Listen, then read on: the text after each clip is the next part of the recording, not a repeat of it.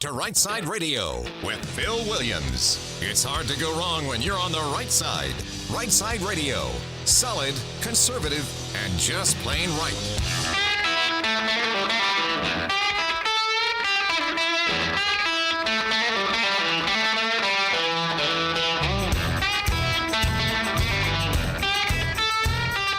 Alabama's syndicated news talk leader, Rightside Radio. Phil Williams here live in the Rightside studios, man. We got the local, the state, the national, covering down on all the issues. And like the dude just said, solid, conservative, just plain right. Well, welcome to, what day is this? Oh, yeah. I'm not doing that. I didn't know. For half a second there, Boomer's giving me the look like, we know what day this is. Play it.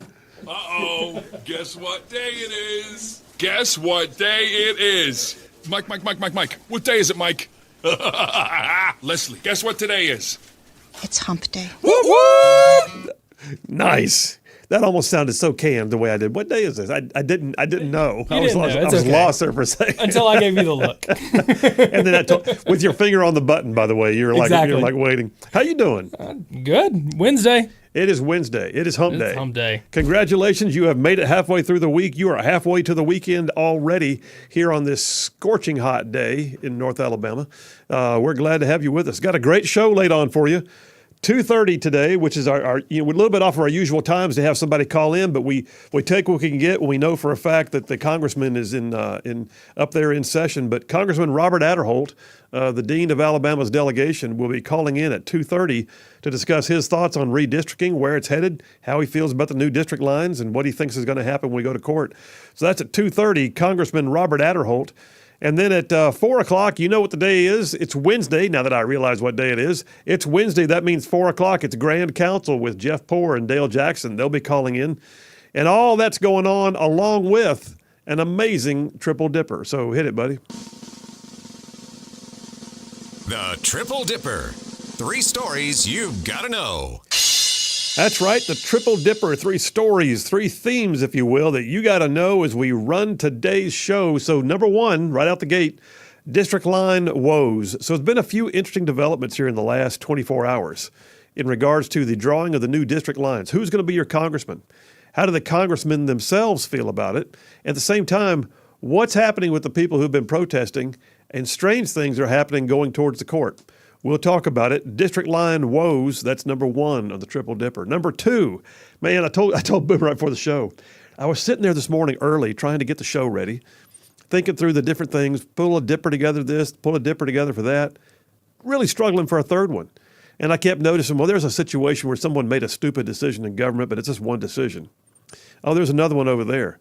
And then I thought, well, you know what that means is I got a series of stupid governmental decisions. What? Kakistocracy. So that's where we are. We're going back to kakistocracy, number 2 on the Triple Dipper. If you're not familiar, if you're new to Rightside Radio, kakistocracy is a real word that means a government run by the least competent of its citizens. That's number 2 on the Triple Dipper. And then number 3, we didn't get to it yesterday, so I held it in reserve. It's back again today. The DEI dumb down. It's amazing what's happening at our universities with diversity, equity, and inclusion. And I'm calling it the DEI dumb down, and we'll take a look at that as number 3 on the Triple Dipper. That's a lot of stuff.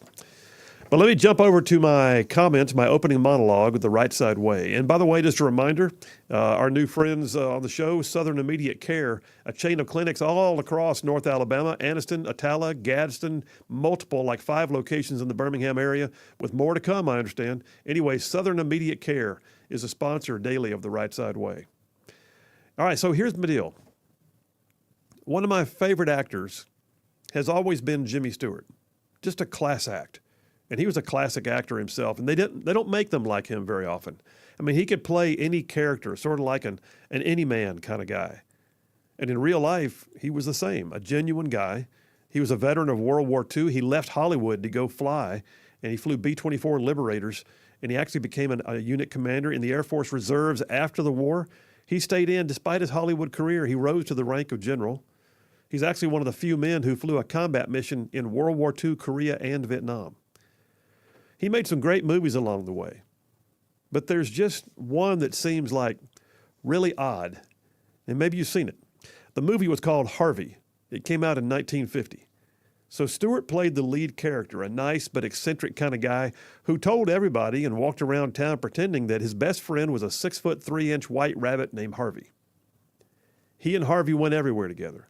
They often stopped for drinks at local bars. It caused quite a stir, as you might imagine. But all the more so because Jimmy Stewart's character was the only one who could see Harvey. So a large part of the movie dealt with the response of others, to include his extended family trying to have him committed. It was a bizarre movie. It was adapted to the screen, actually, after a 5-year successful run on Broadway. Jimmy Stewart himself was nominated for an Academy Award and a Golden Globe because of this movie. His co-star, actress Josephine Hull, who was in her early 70s at the time, she actually won an Academy Award and the Golden Globe. The movie was a hit. The story was still strange, though. A grown man imagining a 6-foot-tall white rabbit. And every time something happened that he would be blamed for, Stewart's character kept telling everyone it was just Harvey. Now, I won't spoil the ending in case you want to watch it. But suffice to say, blaming an imaginary rabbit caused Stewart's main character no end of problems. But it was just a movie. And in the end of that story, Jimmy Stewart's character actually didn't come across quite as crazy after all. But then again, it was Hollywood. Because in Hollywood, much like childhood, you can have imaginary characters that don't match reality. But where we have real problems is when real people in real life decide that we all need to live in their imaginations. So a friend of mine brought a story to my attention yesterday. It seems that UAB Medical Center, right here in Alabama, just announced that the very first ever uterus transplant had resulted in a successful live birth. Wow. Now I'm happy for the parents. Nothing in the press release gave me any reason to be concerned. But other news sources, I began checking, other news sources are already talking about the possibilities of transgenders being allowed to participate in these uterine transplant programs. So now they're not just removing parts or adding some outside parts. They're working to restructure the internal parts to build something that wasn't and pretend that it is. This is like as if Dr. Frankenstein is building his cobbled together monster, except that this is not in a movie. What we're seeing right now is the white rabbit gone mad. The imaginary take on life that's going on around us requires a total suspension of disbelief. You must not only accept that the white rabbit exists, you must be readily able to claim that you see it. Take, for instance, the fact that the University of Texas at Austin plans to host a series of workshops. These workshops are designed to, in their words, you ready? Quote, use an intersectional approach to foster and develop allyship practices that center affirming people of color as necessary for affirming women and LGBTQIA plus people. Okay, I'll be honest, I had to read that word salad a couple of times to try and glean what they were claiming its meaning to be. Basically, that particular workshop says that LGBTQIA plus acronym is a minority class, and that those who fight for racial equality for black citizens need to also ally themselves with the gay transgender movement. Huh. All in this together, are we? Fighting for fake men is now on par with fighting for real men of color. Well, that same center at UT Austin is also hosting workshops that focus on heterosexual and monosexual privilege. Okay, so the basic premise there is that if you believe in traditional relationships between a man and a woman, or if at the very least you believe that you are attracted to the members of one gender, then you have a societal privilege that somehow harms the other members of the acronym community. Did you catch that? Basically, if you're straight, or at the very least just good old-fashioned gay, then you're a problem. So I got to ask, does that mean they're going to cut the L and the G out of the LGBTQ?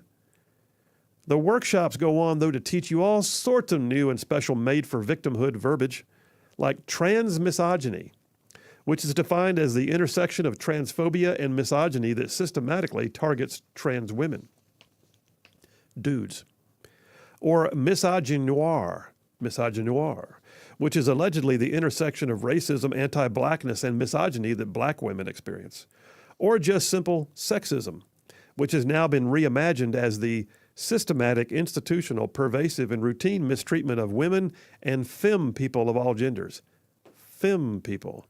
F-E-M-M-E. What is femme people? So for the third time, I had to go look something up. Femme people are allegedly those who are gender nonconforming and who do not identify as lesbian, transgender, or non-binary. What's left? So they're just translucent now? I mean, keep in mind that UT Austin is a public university, so these are your tax dollars at work. It keeps on going, though. The acronym never stops expanding. One website I reviewed before coming in today lists over 107 different genders. Let me tell you, that's a whole lot of imaginary white rabbits. Jimmy Stewart's imaginary white rabbit friend Harvey was harmless, even entertaining. It made his character seem innocent and almost childlike.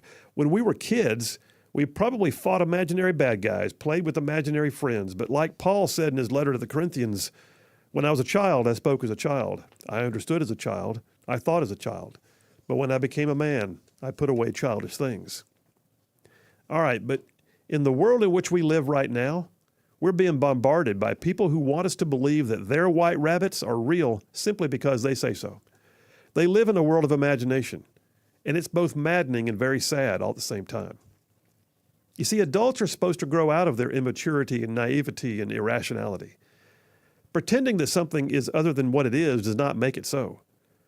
But unlike the innocence of Jimmy Stewart in the movie Harvey, the LGBTQIA+ acronym movement is anything but innocent.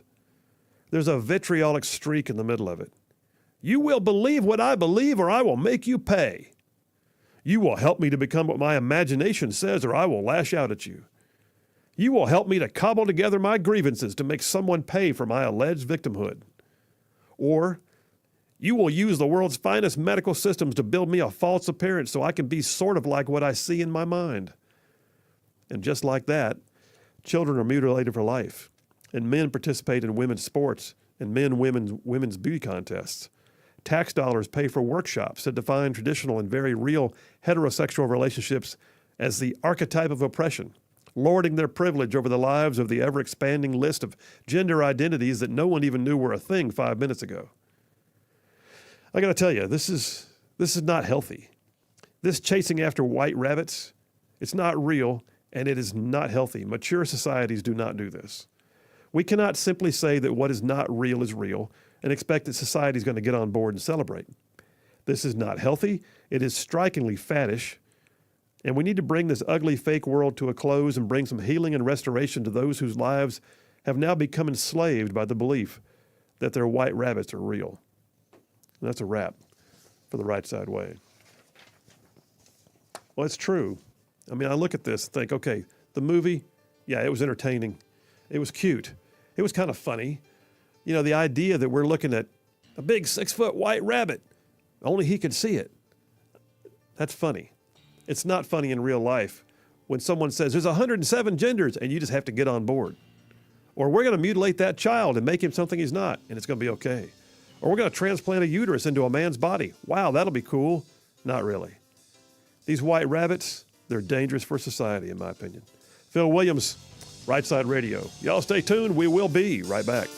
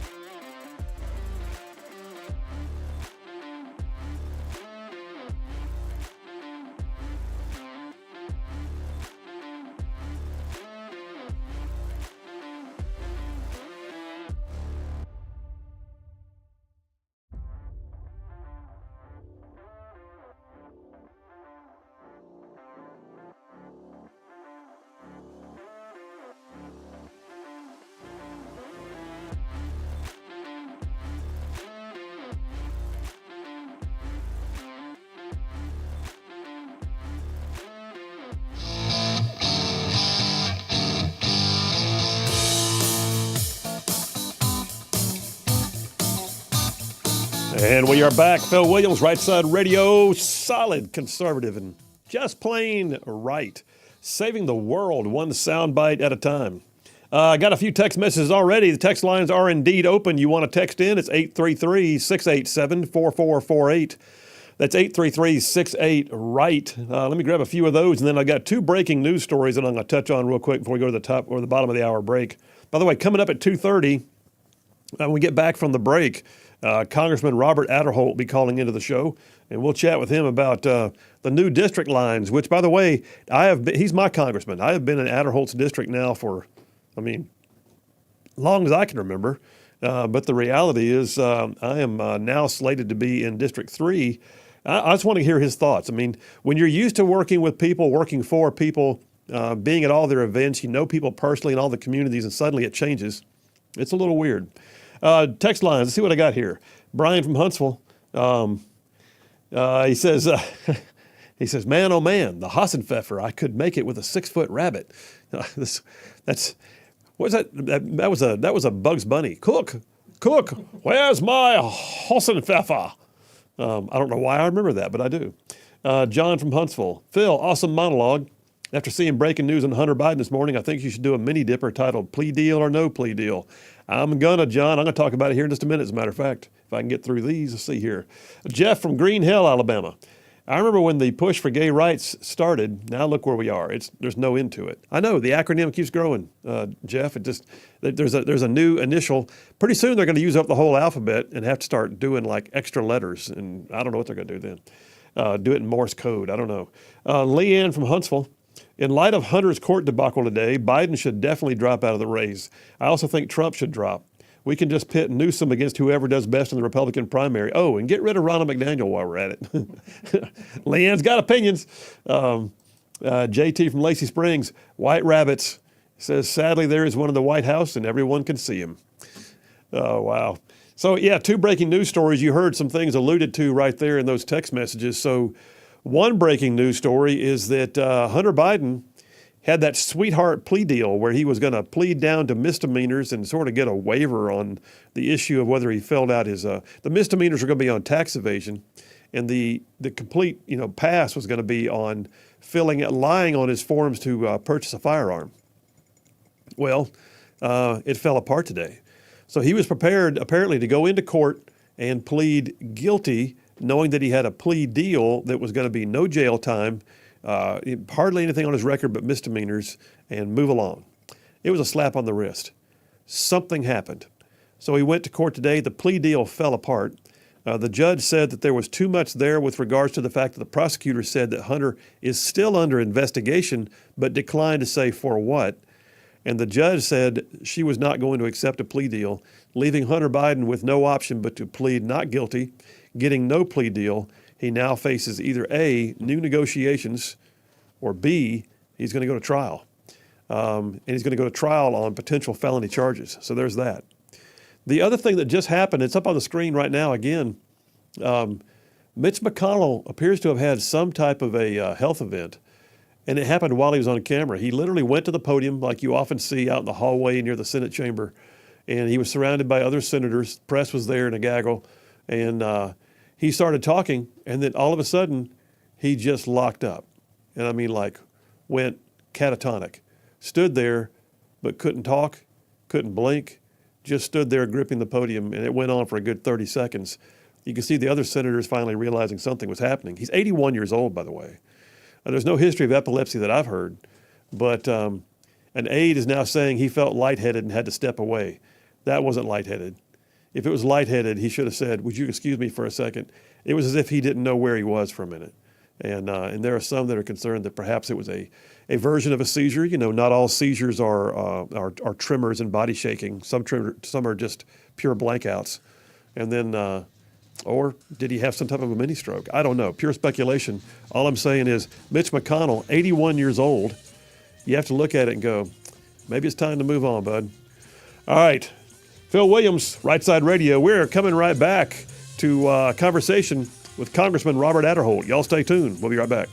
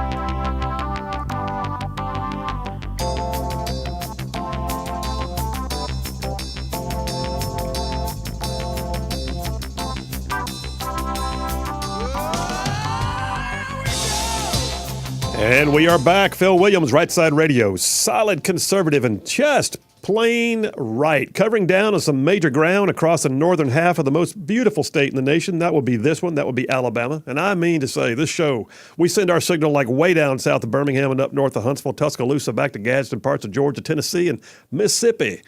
All thrown in just for good measure. Hey, listen, we're going to go to the phones right away. I want to spend some time talking with Congressman Robert Aderholt. He represents the 4th Congressional District of Alabama. He has actually been my personal congressman now for a number of years. He's also earned seniority. He is currently the chairman of the Appropriations Subcommittee on Labor, Health, and Human Services, which makes him one of the senior members of House Appropriations. And we're going to talk to him about districting and maybe a few other things. So without further ado, Congressman Aderholt, how you doing today, sir? I'm doing well. It's good to be with you, Phil. Well, thank you for making some time. I know you got a lot going on up there in D.C., and that's where you're back in D.C. right now, I think, aren't you? Oh yeah, we're in session. I've already voted. We've been voting earlier this afternoon. We'll be voting later this afternoon into the early evening, and just meetings. So yeah, we're going full speed ahead. It's hot up here. It's summertime, but I'm sure it's hot down there as well. It is, but I swear I think D.C. has its own like climate. It's kind of different. Well, but I have a theory. I think it's all of this concrete and limestone and marble, and it holds all the heat in and never really gets hot, and then it never really cools down. So I think that has a factor in there. I don't know that it's been scientifically proven, but it's my theory, and I'm sticking with it. We'll take it and run. Hey, let me ask you this, Congressman. So I've been talking on the show here quite a bit. We had a feature on it yesterday and some last week about the court mandate to redraw the congressional district lines. And so I am sitting in the position right now, me personally speaking, I have been in your district now in Etowah County for as long as I can remember. As the lines are drawn now, I would be out of your district for the first time in, 30, 40 years. Well, I was thinking about that the other day. I know that when Tom Bevel was elected to Congress in 1966, I'm almost certain that Etowah County was a part of it. So you go figure. That's we're talking well over 5 decades. Yeah, at least. Well, your thoughts. I mean, you've got You even got an office right here in Etowah County. But your thoughts I on do. the new... I have an office in Gadsden. Yes. I know Pam's been sitting at that desk for a bit. Yep. But let me ask you this: your thoughts, first of all, on the changing of the lines, and where do you see this going with the court having to review it all on August 14th? Well, it's hard to say. Going back to recap for those of your listeners who may not remember the details of it, but after the last lines that were redrawn after the 2020 census was in 2021, which was every state had to redo their congressional district lines, which is the normal process, just to make sure that everybody is equally represented, so that one district is not oversized or is smaller than another district, so that equally across this country, it doesn't matter if you live in California, New York, you are represented. You're in a congressional district that has the same amount of population as someone in any other state. So first of all, that was done.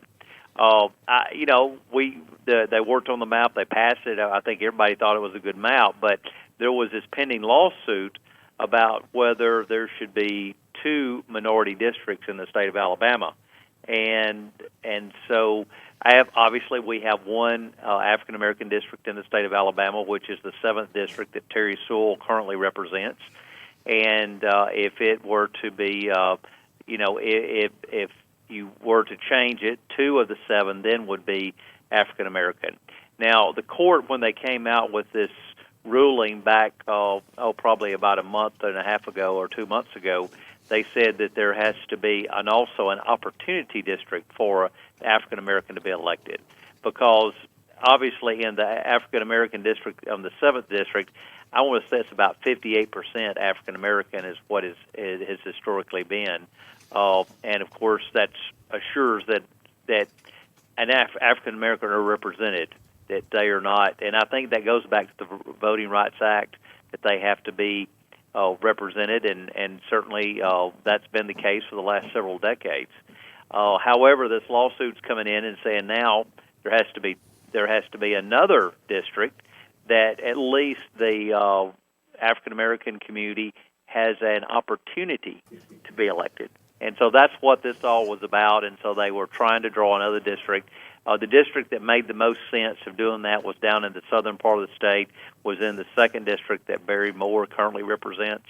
And so Barry, the district that he represents, the 2nd district, was reconfigured. And now that percentage of African American is up to 39.9%, I believe, is the number that they finally agreed upon.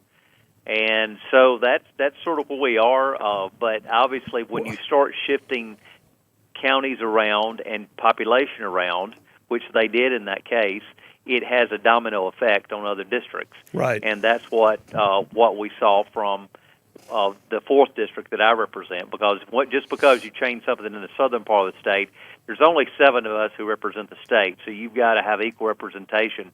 So it's when you squeeze in one, it's going to sort of like squeezing a balloon. It's when you squeeze one area, some area others are going to pop out and have more get larger. So, like I said, the domino effect is what really made things different from this from this court case that had to be addressed, and that's what the legislature had to do. And there were probably a lot of different ways you could draw on these districts, and of course, I was not excited about losing Etowah County. I also lost Lawrence County. Right. But I understand there has to be some changes according to that court order, so we'll see how it goes from here. So what, in practicality, let me ask you this. In practicality, what happens with the Etowah County? Did you have an office in Lawrence County also? No, I didn't have an office in Lawrence County. I got an office in the Shoals. Okay. And that office, and nothing up there really changed. Well, actually, I did get more of Lauderdale County, but that was not really close to where the office was. But obviously, I have an office in Gadsden that we'll have to, certainly have to. I don't know if Mike Rogers, who will now be representing, he represents the 3rd district, whether he will want to have an office there. I assume he has an office in Anniston. He does. I don't know. We'll just cross that bridge when we get there. I still represent Marshall. I still represent DeKalb. I will also be now representing Blount again. So, yeah, we'll just play it by ear to see where it is. But now bear in mind, this will not come into effect until after the next election. Right. So these district lines will not be. So I'll still be representing you, as you mentioned, and I'm honored that I have an opportunity to represent you and of course, everyone in Etowah County. But all of this will stay the same until January of 2025. So this is not something that takes place next month or next week. This is something that's going to be a while before it takes place, but obviously it will change with the next election. Well, and it will. And I mean, I cannot imagine that. We may see. By the way, it could change again, as we know right now. On August 14th, they're going to have another hearing. That's the other side of the story. Is this all goes to court on the 14th of August, and the court will listen to the arguments for the state for making these changes and how they made the changes, and whether the court feels that it was in keeping with what their court order was. And if they feel like it was not, then they may say this was not. We wanted an opportunity district, and 39.9 is not enough of a percentage of African American vote to qualify. Now, the hard thing about this that the legislature had to do is they didn't have any real guidelines. The court did not tell them, say, it must be 39, it must be 42, it must be 45, it must be 49 or 50. They just said an opportunity district, and I guess that's everybody would have a different opinion about that. So that will be the topic on August the 14th, assuming that's when the court case still proceeds at that when it's scheduled, and they will discuss whether that is what the court had in mind, and the court will take it under advisement. And I would think within a week or two after that hearing that they'll come and say, yes, that is fine. The legislature did what we requested, or they may say, no, it wasn't good enough. So that at that point, they would draw the district lines, and it's my understanding the legislature would not then have another opportunity. So it would be, they would have to, the court would appoint someone, a special master, to go in and draw new district lines, and who knows what that could be. So Etowah County may be back in the congressional district. So who knows? We're all sort of just it's like the waiting and hokey seeing right pokey. now. We're going to be one step in and one step out. Yeah.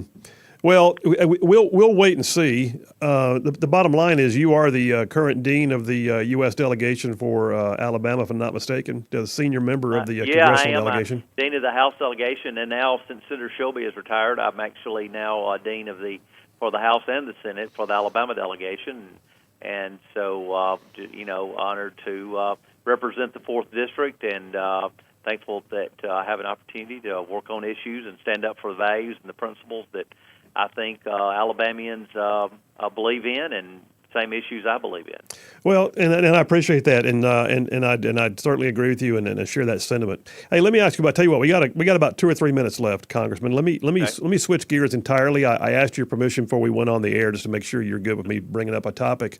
2 things. One is Hunter Biden today just went in to get his what some called a sweetheart plea deal in court on the tax evasion and gun charges, and lo and behold, his plea deal fell apart. The judge would not accept it, and the prosecutors announced when the judge questioned that he is still currently under another investigation. They declined to say for what, and so the plea deal fell apart, and he had to plead guilty and walk out without a deal. Your thoughts on that? Well, I was at a luncheon when sort of all this started breaking, and it was I was with Jonathan. I was at a luncheon where Jonathan Turley, who you may be familiar with, he's as a guest on Fox News sometimes, a law professor here in the Washington area, and he was commenting on that. Now, that's not what he came to talk about because obviously no one knew that. But from just the little information that I've received and some references he made, I think it has to do something with the understanding that what all the parties had, that whether Hunter Biden could be charged again, that was up in the air, and there was some misunderstanding of whether if this plea agreement went forward, whether there could be charges brought forward, and as you say, that he's currently under investigation. So I think there was, as they say in law school, there's not a meeting of the minds. Right. And I think they were not, everybody was not on the same page, and so I think that's why the judge was apprehensive to do this, and rightly so. And so they need to make sure that everybody was in agreement, and it wasn't everybody was just giving a wink and a nod as to what was happening. So, I think this was probably a good thing to make sure everybody's on the same page and everybody has the same understanding. Well, I think it's certainly a good thing to restore some faith in the process too for the average citizen who watches what appears to be a level of favoritism or comfort zone given to someone who nobody else would have potentially gotten the same deal, is the way it feels. Yeah, I think a wink and the nod was that the judge maybe said that's not going to cut it. Hey, last question for you, Congressman, with about a minute and a half left tops here. Just this afternoon, literally right before you came on the show, Senator Mitch McConnell, minority leader in the Senate, apparently had some type of a health issue. I'm not sure if you saw it or not, but he was at the podium giving a presser, had other members of the Senate Republican caucus around him, and just completely went catatonic. I've watched the video. He was in mid-sentence and just stopped and stood there gripping the podium. Looked like he didn't quite know where he was, couldn't find words, and was non-responsive for about 30 seconds. And other senators finally stepped in and began to kind of lead him off the podium. We've heard now that he's doing okay, but your thoughts on that? Yeah, no, I just heard about it right before I talked to you as well, and I've not even seen the video, but he had a fall back about 2 or 3 months ago, and was out for quite some time. I don't recall exactly how old he is now. He is pretty sure he's in his early 80s. 81. And so he has not been in the best health over the last, and I think a lot of people have speculated that he may not have been in the best health. I say he's not been in the best health. There's speculation. Nobody really knows, but he has been here a long time, and as you say, you say he's 81. I didn't know exactly how old he was, but I know he's been here a long time, and he's been, had some health concerns. So this is not surprising, but at the same time, it is surprising that if he was not in good health that he would have, or today was not feeling well, would not have gone out before Mike and the public to do that. So. Yeah. It must have been something that was unexpected. Well, Congressman, we're up against the break. I really appreciate you just making a few minutes, giving us your thoughts. We'll wait and see how the district lines play out. And in the meantime, I think thank at you for this what you're point, doing. It's all just wait and see. So we'll just see how it goes out on the 14th. All right, Congressman Robert Adderholt, thanks for your time, and you have a good day, sir. Thanks. Good to be with you, Phil. Bye-bye. All right, bye-bye. All right, I ran that one long just to get his final thoughts on McConnell in, but let's go ahead and take the break. Boom. We'll do that. Come right back. I got a few additional thoughts for you on this situation with the district lines because there's been some strange stuff in the news. I'll tell you about it. Y'all stay tuned. We'll be right back.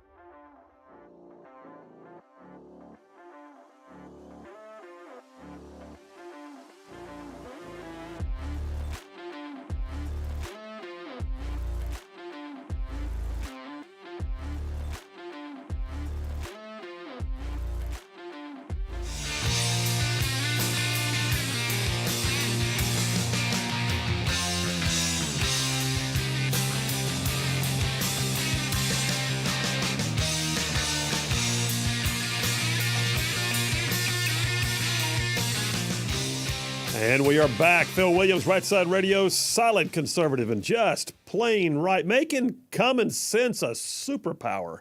I don't have much time because I ran long with the congressman a moment ago. I tell you what, though, the other piece of breaking news, because there's all these little odd one-off stories out there. You got Hunter Biden, you got Mitch McConnell. The other one is, and I may have to do a dipper on this sometime soon. This whole thing about they're having a big. Have you heard about this, Boomer? The hearing on UFOs in before Congress. Wait, UFOs? Like you mean the UFOs? Yeah, like unidentified flying object. Like. Wait, they're having a hearing about this? Little green men things. Yeah, I mean they're so Little green men. They may say they're green. Who knows? Beam me up, Scotty. There's no intelligent life down here. But no, they're having a major hearing. There's been so much in the recent years about. And they don't. For some reason, somebody decided you can't call them UFOs anymore. I don't know why, but they're. You don't want to hurt their feelings. Yeah, like UAPs, unidentified aerial phenomena, or something like that. Like, okay, let's make it harder. But yeah, they're having a major hearing right now. They're bringing evidence. They're disclosing, and we've had congressmen actually stand in front of the press in the last few days and say this hearing was going to be one of the most revealing hearings on the question of UFOs and alien life. Perhaps ever, and that there's some, and more than the Area 51 speculation, right? There are some saying there's actually material from a crashed UFO in the possession of the U.S. government right now. Well, I don't know. I don't know what to think. Well, I'm excited to hear what they say then. Part of me thinks so. Watching the way the world freaks out sometimes, what's going to happen if all of a sudden we realize we are truly not alone? Oh, that's a good question. I mean. You know, everybody right now is into everybody's feelings. But then if they find out that there's a, other life, yeah, I don't know what people are going to do. I mean, I look at like certain movies that have clearly indicated, what I think are accurate depictions of popular reaction. Suddenly there's looting in the streets. People are running around, stockpiling, and there's some who are returning to church for the first time in their lives, and others are, out there screaming in the streets and looking at the skies, and some are partying on top of skyscrapers calling for ET to come get them. And yeah, I don't know. I think it'll be something. I don't know. We'll see, man. Those hearings are going on I think they're going on right now. Like today, like right now. Like right this minute today. Interesting. Right now. I'm gonna look online and see if I can find something during the break. ET phone home. We'll see. All right, hey, we're taking a break. We're coming right back. I got a few more on this districting thing. Some crazy stuff's happening. Like, who's getting out of the case? Who's been thrown out of the case? What does Congressman Barry Moore say? We'll tell you all about it. Phil Williams, Rightside Radio. We'll be right back.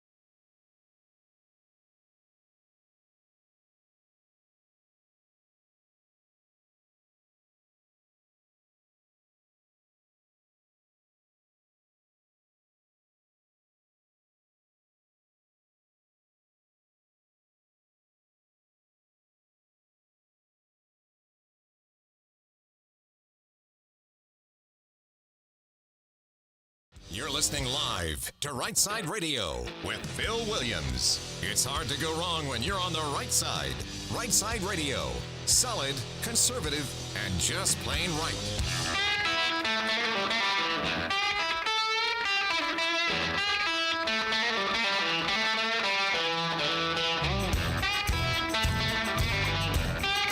Alabama's syndicated news talk leader, Rightside Radio. Phil Williams here live in the Rightside studios. Man, we got the local, the state, the national, covering down on all of them issues. And like the dude just said, solid, conservative, and just plain right. Hour number 2 already. Keep in mind, top of hour number 3, we'll be starting off with the Grand Council with Jeff Poore and Dale Jackson. You don't want to miss that.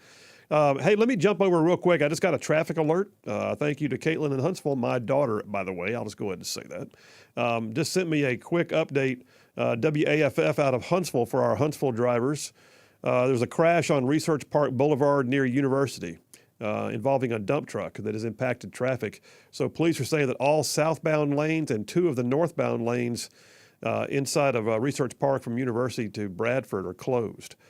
Use an alternate route. So anyway, the bottom line is if that's your commute site, as you get close to go home time here on the midweek, you might want to find another route just to avoid it, or at the very least, check ahead. WAFF may have the updates for you as this thing progresses. But yep, there you go. Research Park, crash with a dump truck.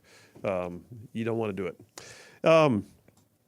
Got a text here where Mark from Red Bay, with regards to Hunter Biden, says, what's the chance of getting Hunter's trial moved to Alabama? I'd like to serve on that jury. I am sure you would. And then John from Huntsville texted in on the thing of alien life form. Boomer, did you ever watch the old black and white Twilight Zones? Yes. He just brought to mind one of my, like one of the creepiest Twilight Zones ever. Aliens landed. So John says, first on John's text, he goes, if there's aliens out there, I hope they're nothing like those aliens on that Twilight Zone episode titled To Serve Man. And he goes on to say something I'll get to. So To Serve Man, UFO lands. Everybody's excited because the giant alien steps off the UFO and he's got a book. And he sets the book, he goes and he speaks to, I've forgotten who, like maybe Congress or something, I've forgotten who it was now, but he goes and speaks to a group and he lays a book down the table and walks away. And they begin transporting people to their planet so they can see, what's up on their planet and do an exchange, so to speak. And they're trying to translate this book, To Serve Man. And they're thinking, what a wonderful title. We translated the title. It's called To Serve Man. Yay. What's the rest of it say? At the end of it, the hero of the story says, don't do it. To Serve Man. It's a cookbook. So, Oh, no. so I was like, the first time I heard that, I got like these cold chills all over me. It's like, holy crap. And all these people are on the UFO flying off to their planet. Bad idea. Take a vacation right here at home, I'd say. Yeah. Time for a staycation. Thank you very much. Staycation. Yeah, all right. So, hey, by the way, Karine Jean-Pierre just did a press conference, and she was asked a question about Biden, who has nothing on his schedule today, and she said, I've not had a chance to talk with him today. Oh, okay, so he's just napping? What's happening? We don't know. Hey, on this, I'm going to wrap this thing up on the districting. I probably won't do much on this story again until the 14th when they go to court next month. But here's the thing, couple of things. So we just had Congressman Adderhold on, who, he didn't have much to say about the actual redrawing of the lines except to describe, the process. But the sense of it was he's like, well, it's always been Etowah in my district, and we'll see what happens on the 14th. It might come back in. U.S. Representative Barry Moore, who, by the way, was named by CPAC as the most conservative member of the Alabama delegation. He's been on the show multiple times. He and I served in the state legislature together. But U.S. Representative Barry Moore from down yonder in the Wiregrass area says he was relieved when he saw the map. He was good with it. He says it didn't bother me. I was actually relieved when I saw the map.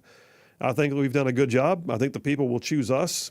Our plan is to continue serving the people and let them choose who they want to hire. So Barry's taking a wait and see approach, Congressman Moore, and at least publicly he's saying he has no angst. Now, personally, I'm thinking it's obvious who the junior members of the delegation were. The most redrawing was done in Congressman's Jerry Carl and Barry Moore's district. Guess who are the 2 freshmen in the delegation? That would be Moore and Carl. So they got theirs gerrymandered a little bit, but there's that. Here's a weird deal. You remember how this thing started with a lawsuit, right?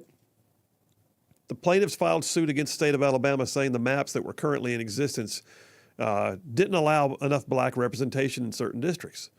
That they said we've been diluted, and that we need to have, in their opinion, 2 districts at the very least, based on our population of blacks citizens in our state, that we needed to have at least 2 districts drawn that way. Well, the interesting thing is the plaintiffs are now saying they don't all want to be together anymore. What? Well, the case is still active. It goes back to court again on the 14th of August. And right now, Yellowhammer News reporting that attorneys representing the Milligan plaintiffs, because the case was called Allen versus Milligan, filed a motion to exclude the Singleton plaintiffs. So Senators Bobby Singleton and Roger Smitherman, 2 state senators in the Democrat caucus, who were fighting this thing on their own, they're also named parties in the suit. Now the other plaintiffs don't want them in the case. Why? Well, the only reason would be is if you feel like you've got as an attorney, I'll just tell you, the reason why you try to separate from other potential plaintiffs and not have same representation is because you feel like there's a conflict of interest. There's some adverse position to the other.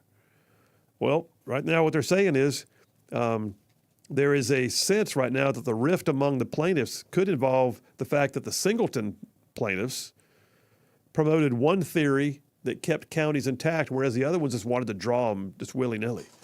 And they don't want to be together because they don't want to be in court and disagree. That's a new wrinkle. I mean, that may not sound much, but I'll just tell you, what that does is it opens up Pandora's box, in my opinion. It indicates that clearly there's not everybody's on the same sheet of music, let's put it that way. And now I guess the Singleton plaintiffs may have to get their own representation and see where that goes. Couple last things. Court-appointed cartographer withdraws from the case. So here's another one you look at and go, really? So there was a special cartographer, that's a map drawing guy. A special map drawing guy had been in this case since the beginning. He was the one who helped the court as an expert witness. He has now resigned from the case. They got to find a new map drawing guy, and that's interesting. The last one I've got, Paul Feinbaum. I would not normally call out, well, I'll call out Dale Jackson when I have to, but I would not normally call out, another radio guy that I don't ever interact with. But in my opinion, Feinbaum needs to stick to sports. So Paul Feinbaum came out with a piece, 1819 News picked up on it today. Says that Alabama's new redistricting is just like George Wallace in the schoolhouse door. Now, I will tell you, he does not profess to be an expert. He just professes to be a guy who talks. Supreme Court of the United States, he says, ruled recently the state legislature in Alabama needs to redistrict the congressional lines because of discrimination. If I remember reading the story correctly, well, you don't, Paul. You don't remember correctly. You don't at all. He says, if I remember reading the story correctly, the state legislature refused to do it. My understanding of civics is the federal government's ultimately going to win this battle. This sounds very much like 1963 and George Wallace and the schoolhouse door. And that's the stupidest comment I've ever heard from somebody being a pundit and being paid to talk. So the reality is, Paul Feinbaum, you need to stick to sports because, dude, that is a nowhere near reality. What the court did say, Mr. Feinbaum, is that there needs to be some opportunity districts, some opportunity for black citizens to have a greater say in what is and who is elected in their district. It didn't say anything like what you just said. It also didn't say, by the way, that the federal government already wins. By the way, go back and look at the Dobbs decision, how we overturned Roe v. Wade last year. The federal government does not always win. All right, listen, that's enough of that. We're going to take a break right now. We'll come right back. I am switching gears. I'm moving to one that we love, cacistocracy. Oh, Lord, cacistocracy, a government run by the least competent of its citizens. Seems to be a lot of that going around. We'll be right back.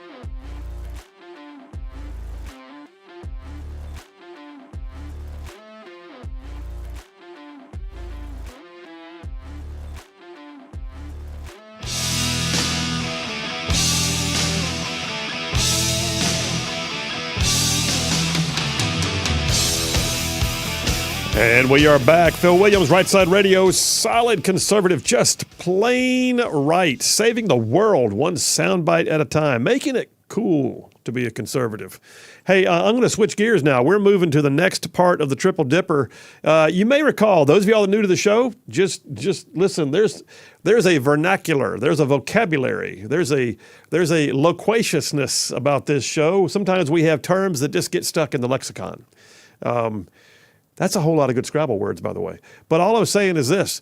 There's an entire dialogue we have on this show sometimes that you got to get dialed in, man, because we use words, and one of them is kakistocracy. So kakistocracy is literally a government run by the least competent of its citizens, spelled Kakistrocracy. Kakistocracy. You got a sound effect for me? Boom, play it. You're traveling through another dimension, a dimension not only of sight and sound, but of mind. A journey into a dreary society governed by its least suitable citizens. You are now entering the kakistocracy zone. There it is. There it is. Listen, I got a series of stories here, and all of these are things that are decisions that were handed down by someone in government. Somebody somewhere in a position of authority thought, this is a good idea, or let's pursue this. It might be in the court system. It might be in bureaucracy. It might be an elected official. But here's the very first one, man, and this one just ticks me off. You may remember Bo Bergdahl. Bo Bergdahl, the deserter, the guy who I believe several people died trying to find him. The story that we finally got after, much ado was that Bo Bergdahl walked away from his unit on patrol in Afghanistan. He deserted, intentionally deserted. I believe he left his weapon behind and just walked away. And the Taliban found him, and the Taliban held him for quite a while. And, all the searches that went on, there were people that were actually killed in the process of trying to locate Bo Bergdahl, only to find out later on he was a deserter, not somebody who had been snatched by the Taliban. So he was then convicted, rightfully so, for desertion. And we now have a situation where, as of yesterday, Military.com reports that Bo Bergdahl's sentence is being thrown out by a judge as the case takes a new turn. Pray tell, what could possibly have come up that would throw out his sentencing? A mere technicality. So a federal judge has voided Army Sergeant Bo Bergdahl's court-martial sentence and subsequent rulings on the case by military judges, setting up the possibility he could request a reinstatement of his rank or change his status for dishonorable discharge. In other words, he wants to have a less than honorable or honorable discharge, and he wants to be out with the full rank of E5 sergeant. Senior Judge Reggie Walton of the U.S. District Court in Washington, D.C., issued an order Tuesday that partially granted the federal government's motion to dismiss the Bergdahl case. Well, I find this interesting. This is not his attorneys bringing the motion. This is the federal government itself bringing the motion. Walton ruled in favor of Bergdahl's argument that the Army judge in his case had failed to disclose a possible conflict of interest. Pray tell, what would the conflict of interest be for the military tribunal judge that apparently this judge had applied for a civilian position at the Justice Department? What's that got to do with Bergdahl being convicted of treason or of desertion? I have no idea.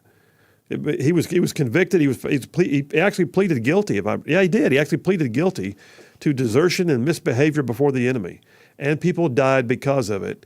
And now, on a technicality, a judge in the District Court of Washington, D.C., has ruled to throw out his conviction. I do not understand that one bit. I'm a lawyer. I'm an Army officer, and I do not understand that one bit. When the person pled guilty, and at the same time the evidence was overwhelming, and people died because of it, and you're going to throw this out because, that judge was looking for another job when this. So what? If that's not kakistocracy, I don't know. I don't know what is. But while I'm on the military kakistocracy decisions, how about this one? So you may recall we talked about it last week, I believe.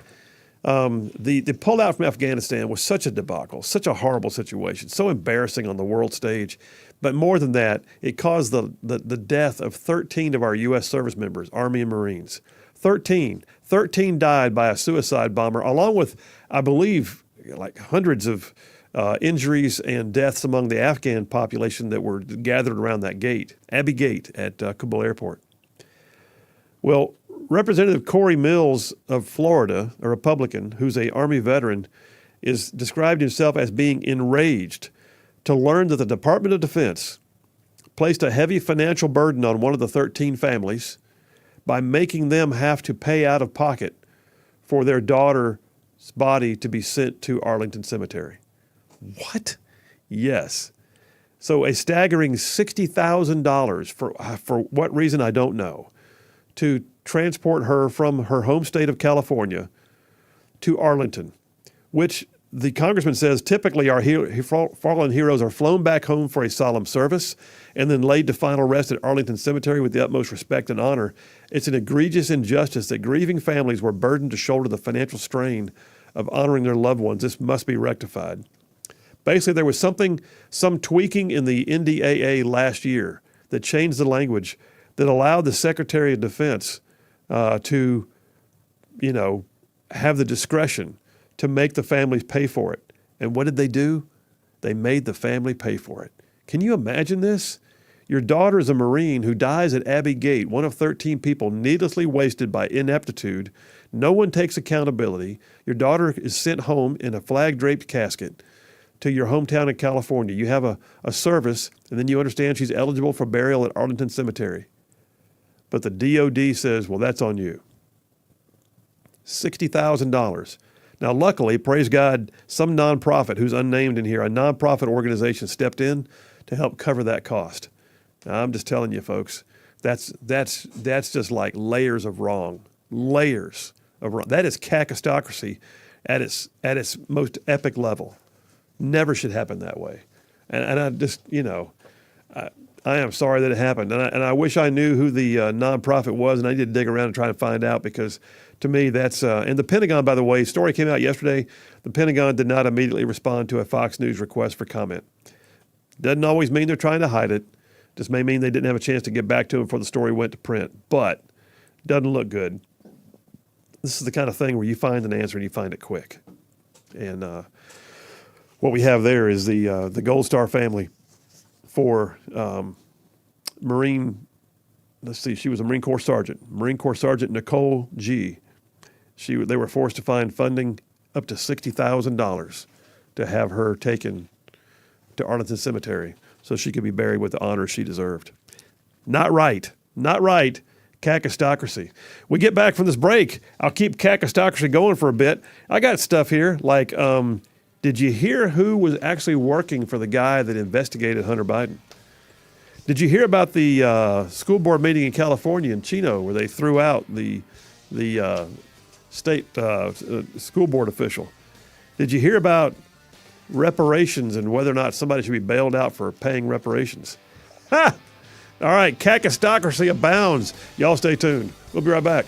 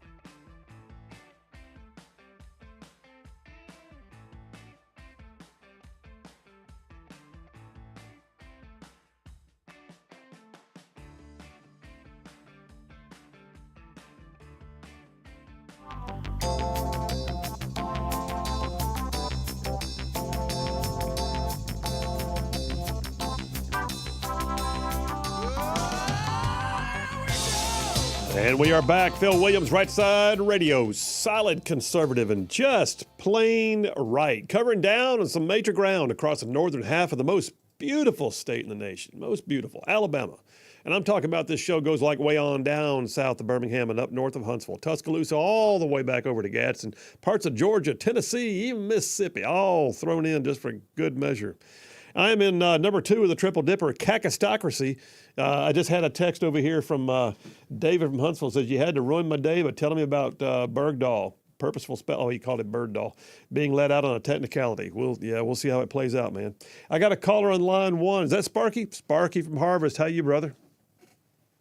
Hey, great show, Mr. Phil, you and Boomer. Thank you, sir. Yeah, my problem with so much of both the bureaucracy and the ineptitude that's on display, particularly inside the D.C. Beltway. It's frustrating to anybody who's lived long enough to have seen it better, right? But at least there was some semblance of order. Insane woke policies and far left socialist agendas didn't turn an already tough bureaucratic type scenario into utter madness. And the problem was almost any program or any law that gets passed that's completely insane, you can never get it undone. Hardly ever get it undone. And I don't know. I fear for our young people who are just growing up with this. This is their state of normal. And therefore, if their only information on what might be right is the mainstream media, God help us all.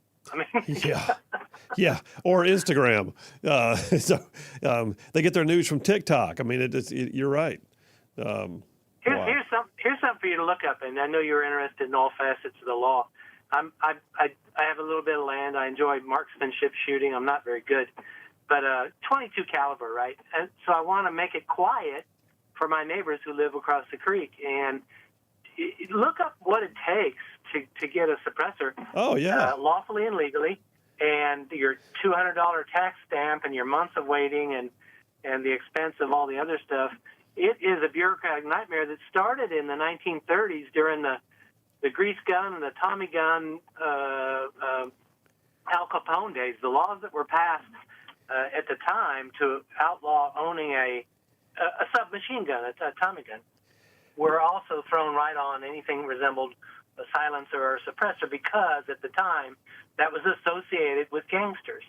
And to this day, a law-abiding person who just wants to be a good neighbor has to go through a nut roll that the beast that must be fed, which is the government, is also the bureaucracy that can't be undone.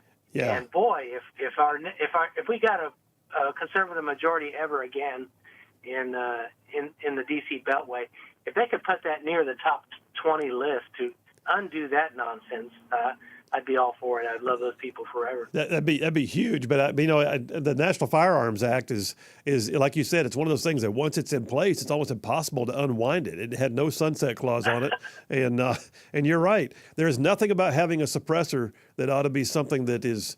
But it's the same thing for short-barreled rifles, and this is why Biden is claiming now that he can add not a bump stock, but what's the arm brace to the list of things that are banned forever because they're not deadly in and of themselves. There's nothing deadly about a suppressor, it's anyway. All said and done, man. You are so right. Kakistocracy abounds, and that's why we exist, so we can point it out. All right. Well, thanks for man. being that beacon of truth and light. Thanks, buddy. Appreciate you. All right. Bye. Hey, in Kakistocracy too. Let me tell you, I got a story here. This is. You look at this and think. I mean, first of all, Dale Jackson always says about dadgum, it's good to be a Democrat, because the things that they get away with, you look at and go, if that was a Republican, if that was Donald Trump, holy cow. Story here on Red State. So David Weiss is the U.S. attorney who has been heading up the Hunter Biden probe, right? So the U.S. attorney, David Weiss, it turns out, we just found out this week, had a former top aide to Joe Biden working in his office. What? Yes. By the way, this guy, his name's Alexander Mackler. He worked for years under Weiss. He's also a close associate, so according to Red State, story that broke out yesterday.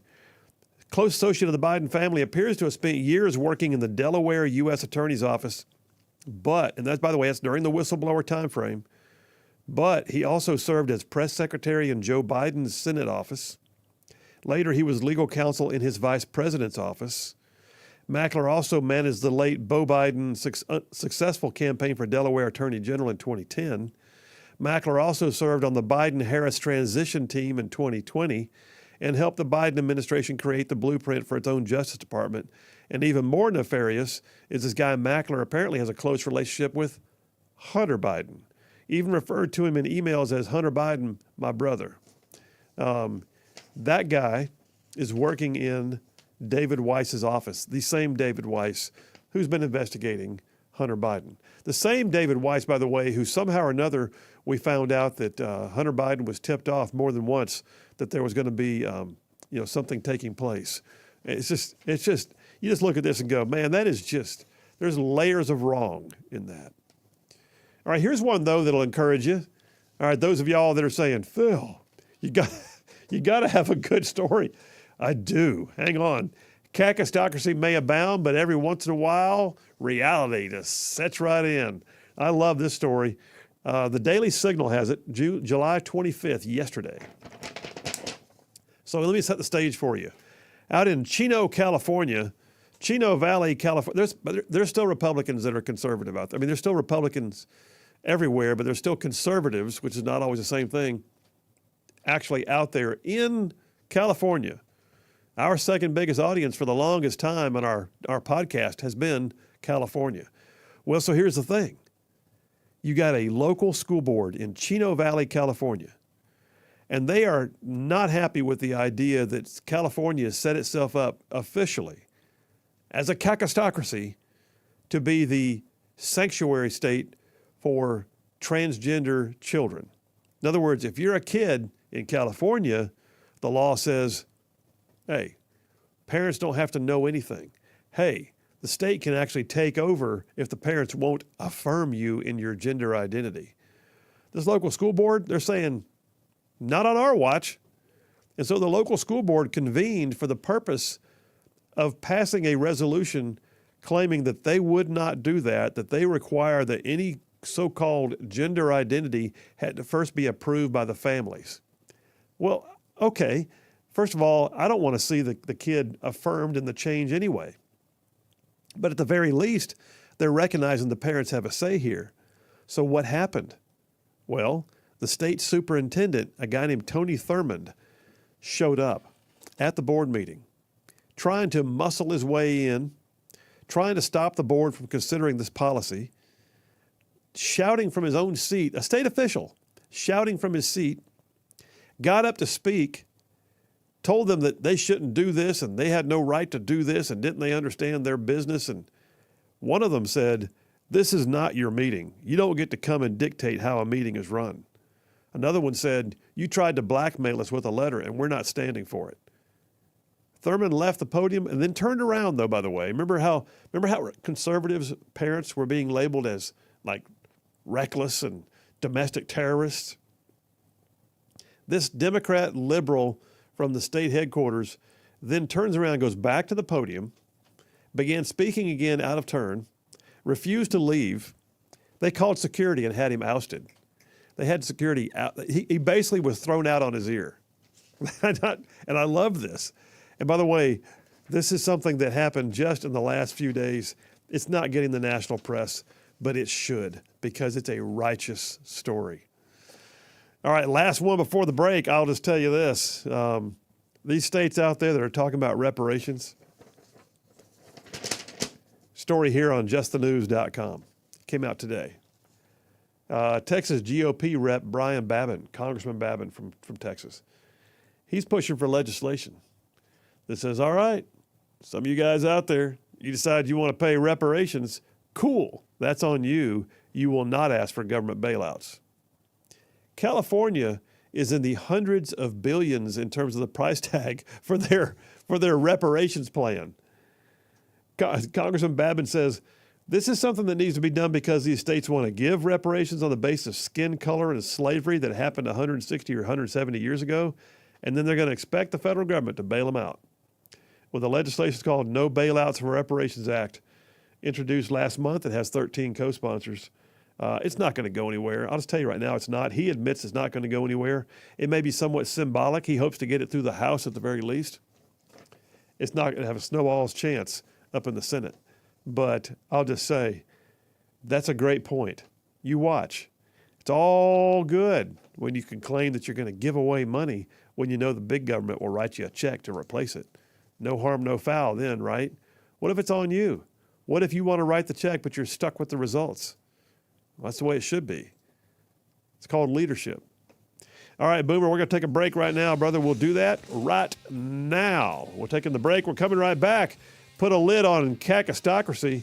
And then top of the hour, Grand Council, Dale Jackson and Jeff Poor joining me. We'll see you in a minute.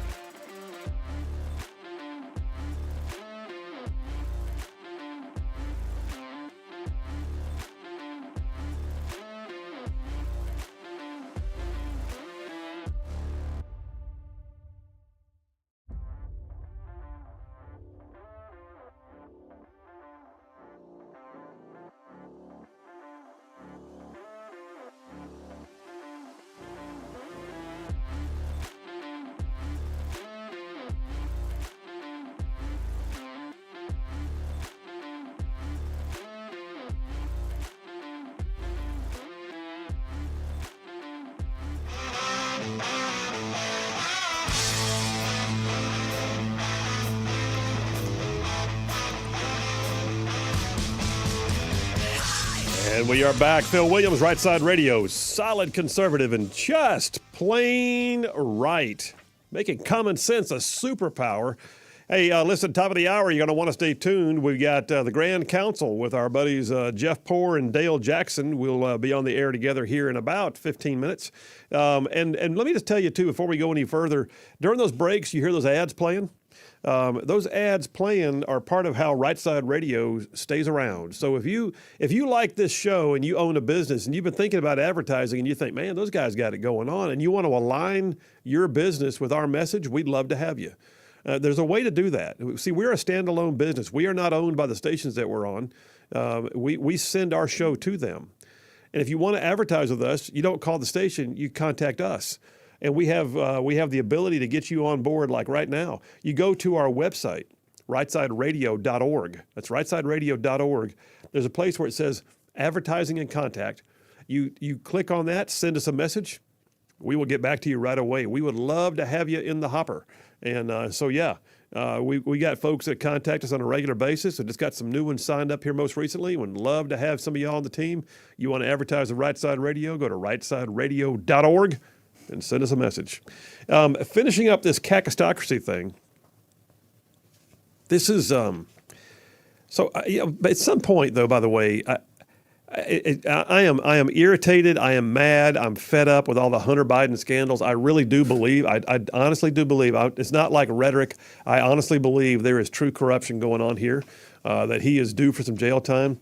I'll be honest, I watch his life, and I think, too, that he needs somebody. He needs an intervention. He needs somebody to intervene in his life, and at the same time, pray for him. Right? There's that.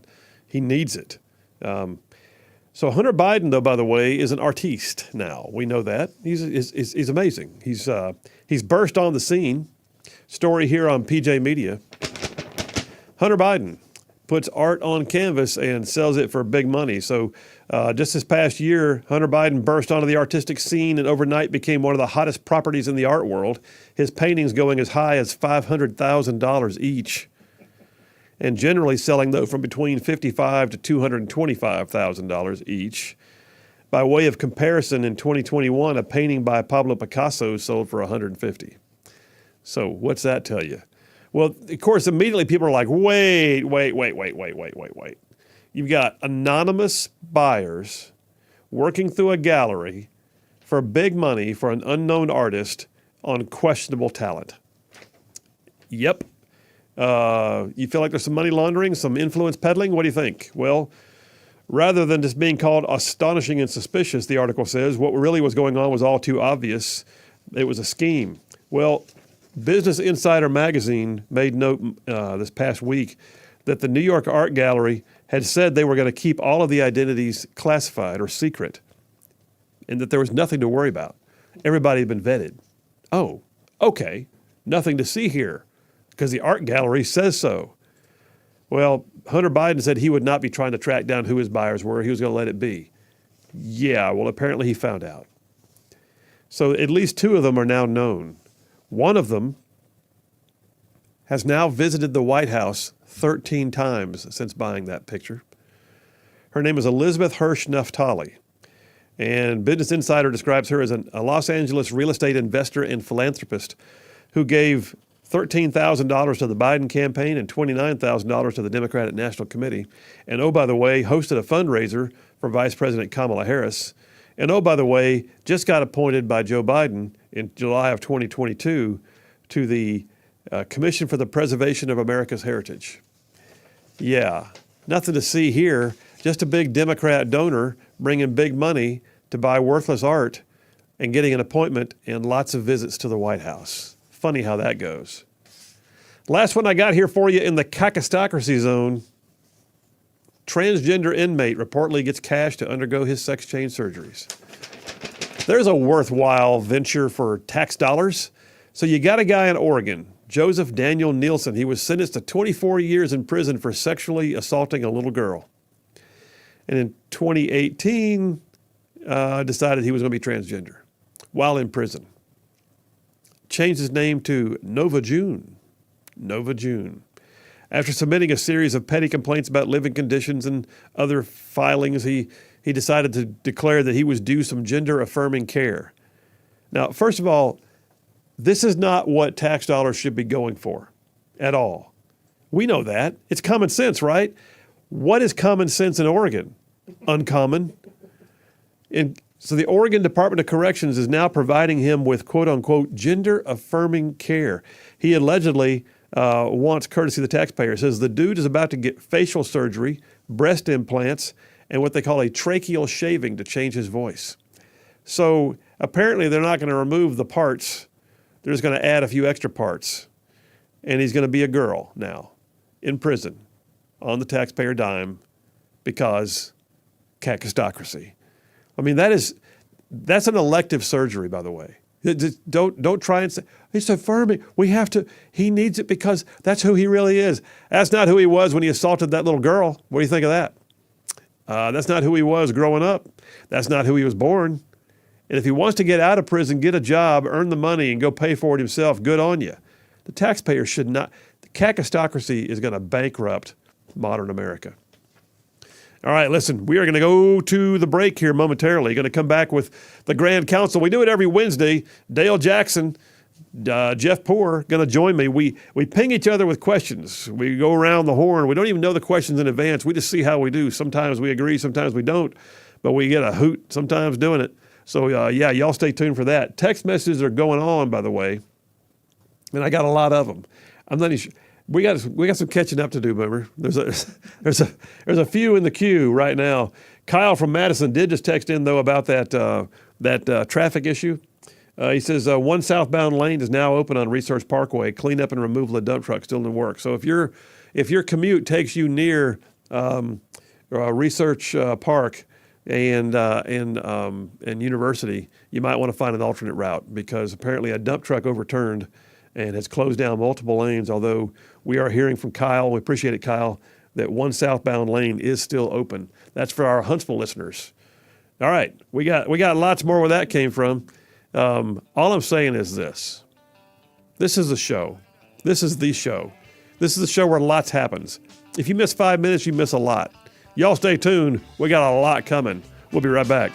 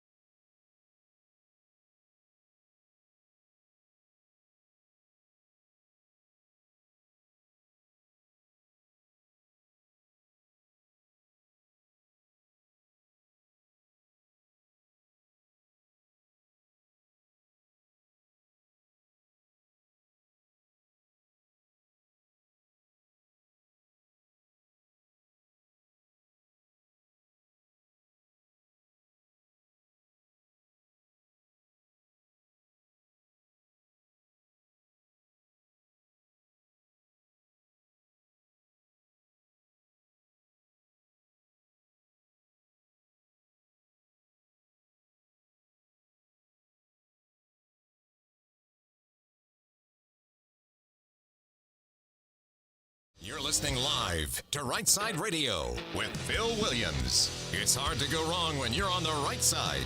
Rightside Radio. Solid, conservative, and just plain right.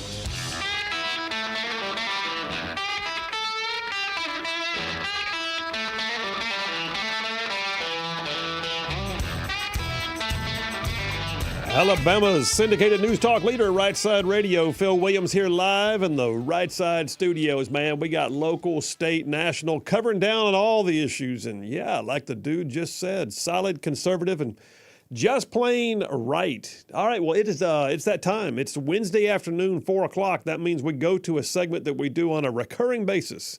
We call it the Grand Council. I bring on two of my brethren in talk radio, both of whom have been doing this longer than I have. And we ping each other with questions and opine on the answers. So let me just call the roll here and see who's present. Do I have Jeff Poor from FM Talk 106.5 down in Mobile, host of the Jeff Poor Show and editor-in-chief at 1819 News. You here, buddy? I am present. Thank you, sir. Glad to have you. And then from 770 AM, 92.5 FM WVNN out of Huntsville, and also writing for Yellowhammer News, Dale Jackson. Are you here? Oh! All right, stand at ease. I pronounce a quorum. Hit it, Boomer. Assemble the Grand Council. Ba-da. Ba-da. All right, we are on, fellas. You know the deal. Jeff Poor, you go first. What you got? So, as you all are aware, Governor Ivey saying she is now working on the education savings account bill. Everyone's excited about that. But I got me thinking, what would you rather see leading the charge on this, Kay Ivey or Will Ainsworth? Wow. Dale, you want to go first? Right now, Kay Ivey. I mean, she's the governor, and maybe she can get it done that way. They still seem to have a lot of reverence for her and listen to what she has to say when she has something to say. So for right now, it's her. But, I mean, he's already come out in favor of that, right? So is this Dale Jackson? What have you done with the real Dale Jackson? I want to know where he went, because that was the lamest answer I've ever heard you give. Oh, I'm sorry. I want the governor to come out and say, "Oh, child, what do you want me to do? You want me to do a voice or something?" I don't know. Pie? What am I supposed Drink to a do? Red Bull or something, man. I look at it and go, yeah. So first of all, do I see Kay? I agree with Dale on the one hand. I think Kay's governor. I don't want to wait 2 more years. So let's get her done. Step out there and do it. I tell you what, though, I'm hearing it's a little more tepid than we would hope. I'm hearing what they're trying to do is tie this level of school choice to have to be approved by the state school board before it could be, put into place. I think that would be a recipe for disaster. Control. Why not? Control.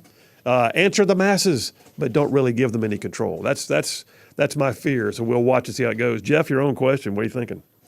Yeah, I'm real nervous about this.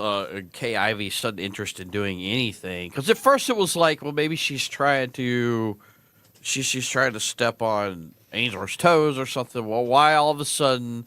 And one of the tells here, guys, is when she does go do media, it's not just coincidence. Hey, I'm on this media program, which happened to be Todd Stacey's show.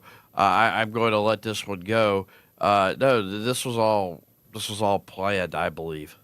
Well, I mean, I talked to Todd Stacey about that. I think you and I texted this or something, but I think he was as caught off guard that she answered that way as she was that he even asked it. But I can't help but wonder, did she really even have a plan, or did she get caught off guard and have to provide an answer and it went further than she thought it was going to go? I don't know.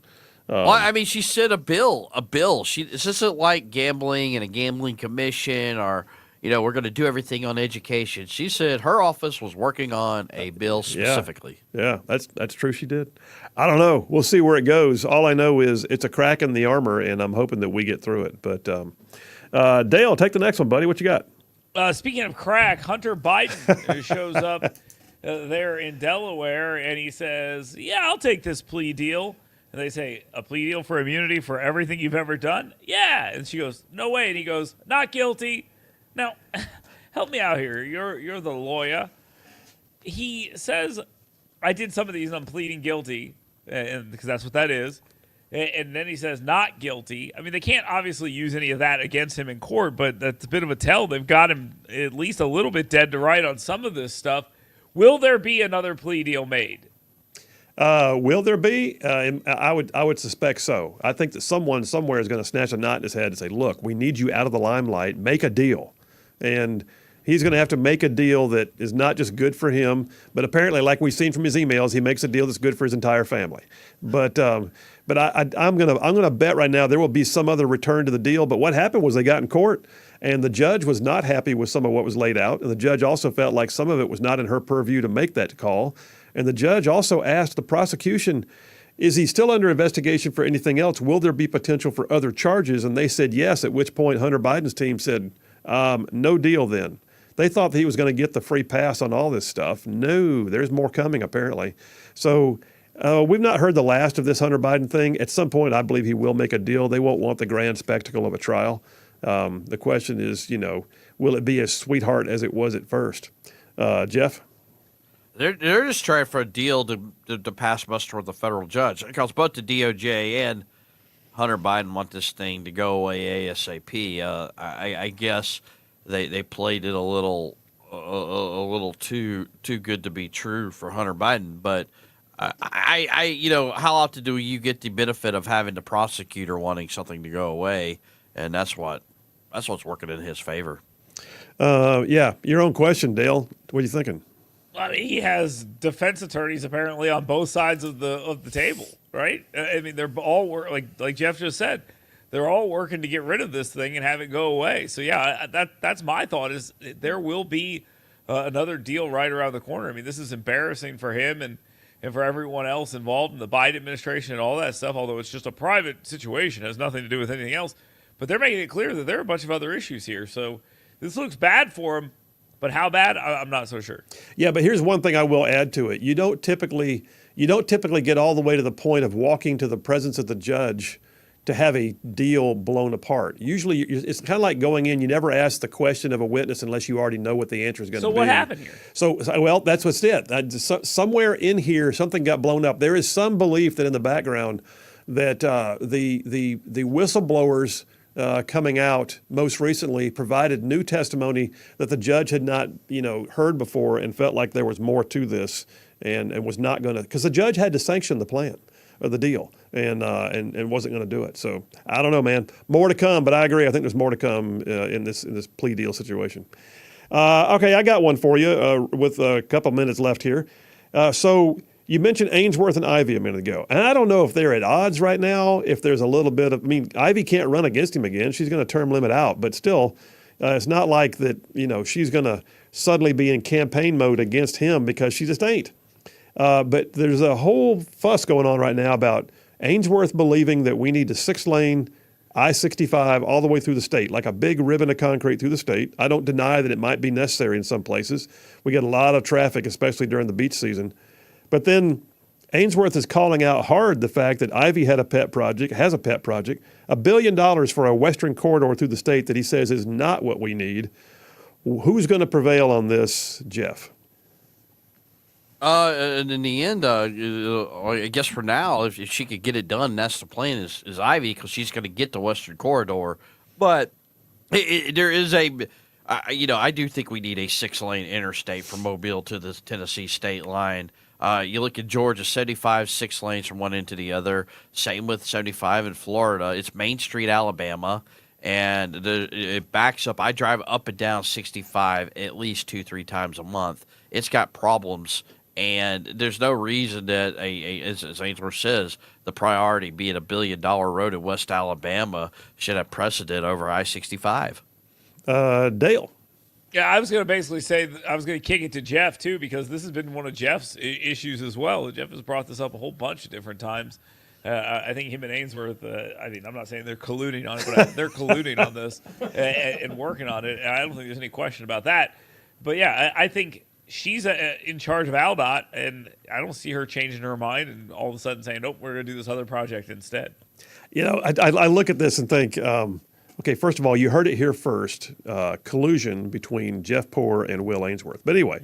I kill bridges and build interstate highways, according to Dale Jackson. Take the credit, man. That's okay. He kills alligators. It's all good. I look at this thing and think, I have to tend to agree that the Western Corridor does not have near the level of precedence in terms of its import and capabilities as what an I-65 main line would do. I don't know, though, for a fact, and I got to disagree on this, Jeff. I don't know that we need 6 lanes the entire length of the state. I mean, I think that's overkill, in my opinion. No, it's not, and I'll tell you why. Because when Tommy Battle ran for governor, and he made a good point about this. Are you talking 6 lanes in each direction, or are you talking 3 and 3?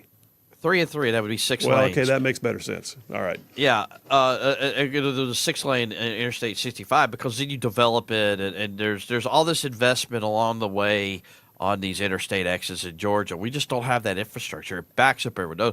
No, 6 lanes in total, not 6 lanes all the way. But they're building a 4-lane highway in the middle of West Alabama, and it's nothing but cronyism. It's a giveaway to forestry and big ag. That is get goods to market. And then, I mean, there was some play for those guys. How's it a giveaway to forestry? How does forestry benefit from a major corridor in one part of the state? Have you never been behind a logging truck in the Black Well, Belt? yeah, but what I'm saying is, you sound like you're going to build $1 billion road because of forestry? Yes, they do this kind of Come stuff on, all the man. time in the state. Come on. They're building a port in. Who's driving on that road other than big ag in this state? Nobody. They're doing the same with the port. The transportation policy in Alabama is very centric around the business community. Can we get back to the 12-lane highway? Bill Williams thought was getting built? Can we talk about that? I was like 12 lanes. What the frick we need 12 lanes for? All right, into round 1. We got to go to break right now. I got to pay for this show. We'll take the break. We'll come right back. We're with Jeff Poore, who apparently colludes with Will Ainsworth, and Dale Jackson, who's scared of alligators, and just little old me. Y'all stay tuned. We'll be right back.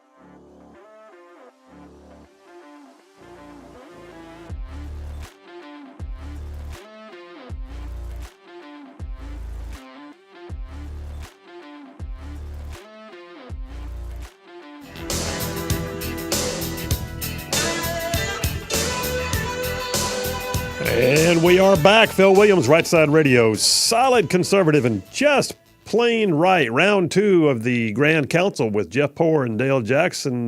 Jeff, you're up first. What you got, man? It's pretty clear. I don't know. Maybe it's not so clear, but I think it is that the special master is going to draw Alabama's congressional districts into E. Tell me what you think of this, guys. I don't know how you draw 2 minority-majority districts in Alabama and not put Democrats in peril. Are we going to have a situation in November 2024 where Republicans sweep and everyone says, hey, we told you so? Dale, you can go first on that one if you want to. What's up? Did we just lose Dale? Hey. I think it would be very funny. Can you hear me? I can now. Okay. I think it would be very funny if it did happen. I'm not so sure that that's how this is going to go, although that was one of the things they talked about. They are starting to call out Terry Sewell publicly now, saying, hey, she was cool with where the districts were. She's not happy about this. And I don't see how it gets much better for her because like Jeff just said, you have to get out there and find those votes somewhere, and there's nowhere to – it's ridiculous that they took Selma – in Montgomery from her. It's like, well, what did you expect them to do? I know. What are they going to do? They're going to drive up the highway to North Huntsville? What's the story here? How are you going to do this? Well, here's the other thing. The special master could come in and totally retweak things in a way that we hadn't expected. You may wind up seeing a whole lot more of Palmer's district moved. You may wind up seeing he may not hunker down and make all the big changes down in Congressional 1 and 2. And I think that's where the majority of it will have to be, no doubt. But he could carve things up in a totally separate way, and so I think this whole thing has been a total crapshoot. But you're right. But Jeff, I go back to your point. Yes, right now as it stands, I think that Barry Moore has got an even chance of winning his district back, even with the numbers being different than what they were. Your thoughts? Yeah, I tend to agree with that. He's incumbent and. The big thing in 2024, I think in Alabama at least, is going to be a Trump wave, and you pair that with the incumbency. I don't see how they can do it. You probably have a low Democrat turnout. Things really work out to where you could see it going 7-0 if they try to get too cute with the lines and try to create 2 minority-majority districts. We'll see. Dale Jackson, the next question. What you got? Our best friends at AL.com have once again decided to use their vast power and legacy mastheads to argue for drug-using moms. Yeah. Here they are again, how one Alabama county declared war on pregnant women who use drugs, as if that's a bad thing. It's a very strange thing. Have these people lost their moral center? What is wrong with them? Well, the thing is, we've got a situation. They're talking about Etowah County where I live. What they're basically saying is the law says if you chemically endanger an unborn child, then you have chemically endangered a child. And so, yes, there are people that have been put in jail because they're smoking crack and getting high on meth and doing all the things. And the children are being born with, any number of health issues because of it. And yet, you're right. Once again, AL.com has taken the side of, dumbing down society. Jeff? AL.com is what you get when you let people run a real legitimate news operation like a college newspaper. You get all these wild-eyed, crazy they haven't outgrown their college ideologies that don't really work in the real world. But this is what you get. They haven't outgrown it, and they see that Etowah County is injustice. These poor girls are just victims of society. It's all our fault. Dale Jackson, Phil Williams, and Jeff Poore, right-wing nut jobs, the reason why that they are forced to go use during their pregnancies. Well, and I think it also just what I tend to see is an anti-Alabama sentiment from Alabama media group on a regular basis. So it's like they look for reasons to say, this place sucks. Why do you live here then? At some point, maybe talk it up. I don't know. Hey, last question. Probably the biggest goat rodeo in state government. The chairman of the Alabama Medical Cannabis Commission, just today, new lawsuit filed. One of many lawsuits against our vaunted new Medical Cannabis Commission. There's a new lawsuit challenging whether he should be allowed to be chairman and should be removed by the court from his position because he's also on the board of trustees at South Alabama. Is the Medical Cannabis Commission ever going to be able to issue a license, Jeff? In about 5 years. And I'll tell you what, something I looked into this in other states. They had similar problems, maybe not quite to the extent of Alabama, but this is not out of norm. We just have the same problems, even worse. And what's more interesting to me is that Alabama didn't try to learn lessons from other states before they jumped into medical marijuana. Well, they didn't. They were too busy jumping on what they thought was a big tax revenue source of what is currently an illegal substance. But Dale? I want my peach-flavored gelatinous cubes and suppositories, and I want them now. That's what we're gonna get here. And it's nice to see them fighting over such a stupid thing. But yeah, drag it out, fight it out, go forever. I don't really care. This is a dumb issue. My favorite thing is at the end of all of this, there are going to be so many people like, wait a minute, I thought we were getting medical marijuana, which meant that, my back hurts. Give me some weed. And it's not that, which is going to be great. I'm just going to have to work through the idea of Dale Jackson and peach-flavored suppositories, but there's that. Those are two separate items. There's peach-flavored gelatinous cubes and suppositories. All right, fellas, I appreciate you both. That's Jeff Poor, FM Talk 1065 down in Mobile, host of the Jeff Poor Show, editor-in-chief, 1819 News. Dale Jackson, WVNN in Huntsville, writing for Yellowhammer, and little old me. Y'all stay tuned. We'll be right back.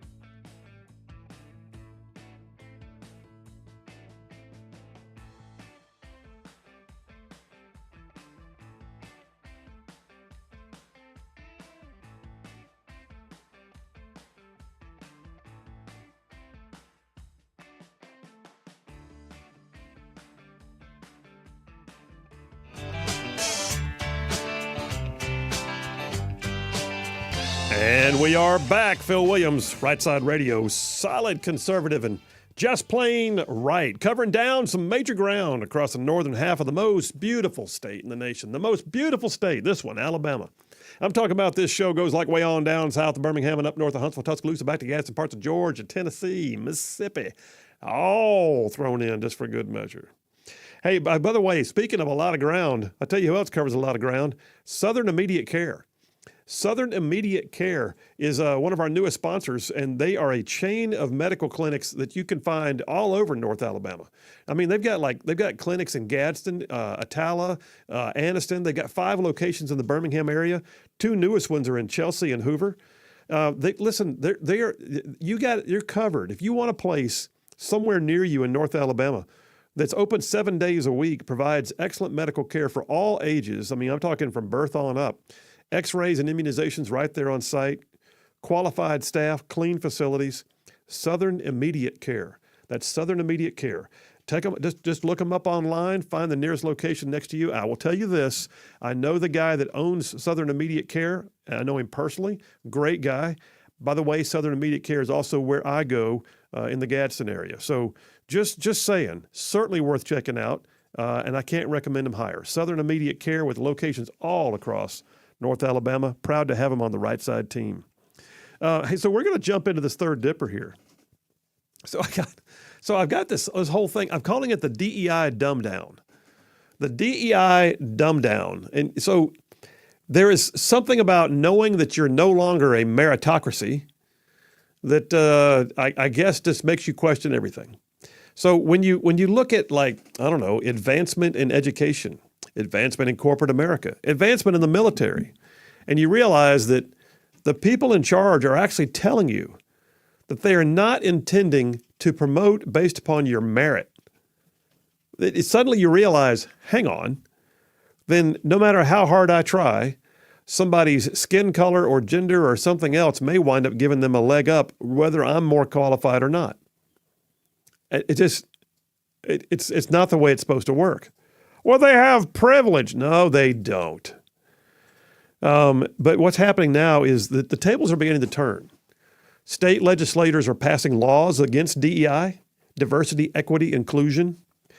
I mean, it's really, all it is affirmative action and race baiting with a fancy name. DEI.